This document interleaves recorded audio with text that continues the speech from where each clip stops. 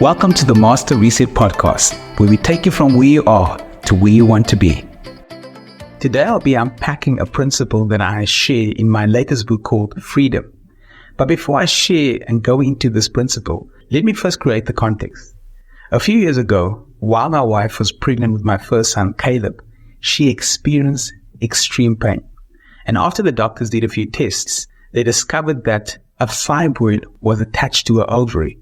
Because her ovary was in close proximity to her appendix, the doctors weren't certain whether the inflammation was caused by the fibroid or by appendicitis.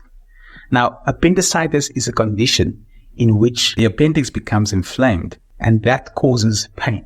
Whenever possible, surgery is avoided on pregnant women in order to minimize complications of the mother and the child.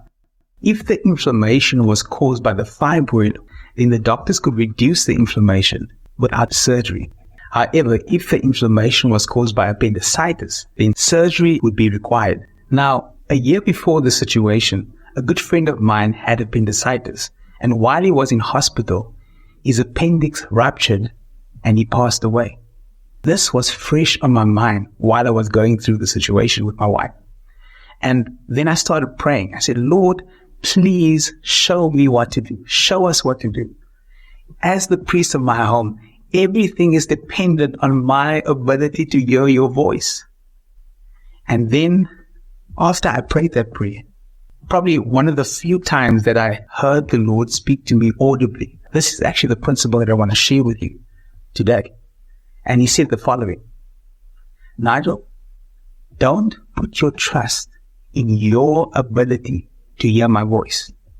Instead, put your trust in my ability to make myself heard by you. Hearing God's voice is not dependent on my ability. It is dependent on God's ability to make himself heard by me. Or it's dependent on God to ensure that I get the message. A peace of God that transcended human understanding came upon me because I realized, you know what? It's not dependent on me to get the message. It's dependent on God to ensure that I get the message. And immediately I started thinking about the prophet Balaam in the Old Testament. He had no desire to hear the voice of the Lord. He had no desire to do the will of the Lord. And yet God made sure that he heard him. Even if he had to speak through his donkey, God literally spoke through his donkey so that he could get the message. Now, if God made sure that he was heard by a backslidden prophet that didn't have any desire to hear his voice and to do his will, how much more you and I, who actually have a desire to do the will of God, how much more will he make sure that we get the message?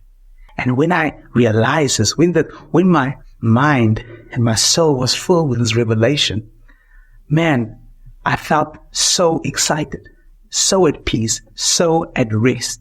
After my prayer, the doctors decided to do a few more tests, and they discovered that Zuline did not have appendicitis.